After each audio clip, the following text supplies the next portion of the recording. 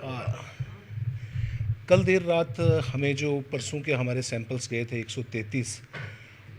जिसमें कुछ सैंपल कूर पंचायत के जो कंटैक्ट्स थे उनके थे, और कुछ जो हमारा एक रिपीट सैंपल रिक्वेस्टेड था प्यूरा पंचायत से, और एक सैंपल था एक 16 वर्षीय लड़के की 12 और 13 के जो इंटरवीनिंग नाइट थी 12 और 13 जून के बीच की रात करीब 2:30-3 बजे के करीब उसकी मृत्यु का समाचार हमें 13 तारीख को सुबह मिला। तो हमने उस परिवार से पहले कहा कि यदि वो चाहें तो पोस्टमार्टम करा लें, पर जिसके लिए वो तैयार नहीं थे। तो एहतियातन तौर पे, क्योंकि वो मृत्यु हालांकि उस लड़के में कोई भी कोरोना से संबंधित लक्षण नहीं थे, ना उसमें उससे पहले कोई बुखार था, खांसी थी, कोई सांस लेने में शिकायत, कोई ऐसी शिकायत नहीं थी,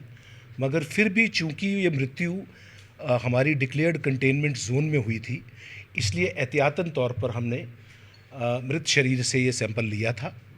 और कल रात 12 बजे के करीब इसकी जो रिपोर्ट हमें प्राप्त हुई उसमें ये सैंपल पॉजिटिव पाया गया।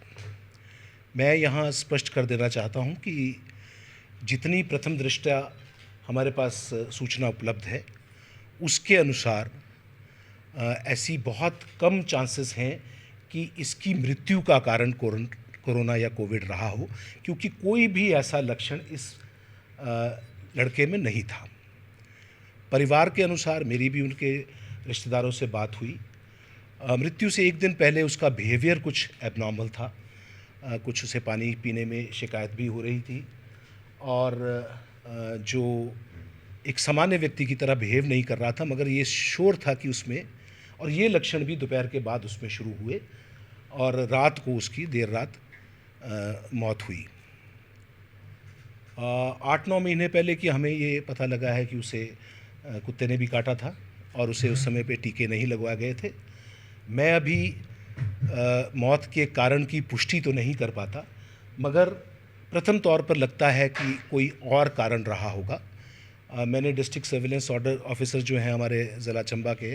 उनके वो आदेश किए हैं कि वो वर्बल ऑटोप्सी और chain of events proceeding to death के बेसिस पर मुझे एक प्रिलिमिनरी रिपोर्ट सौंपें, क्योंकि अब मृत शरीर का तो दाह संस्कार हो गया है। तो हमें सिर्फ जो परिवार के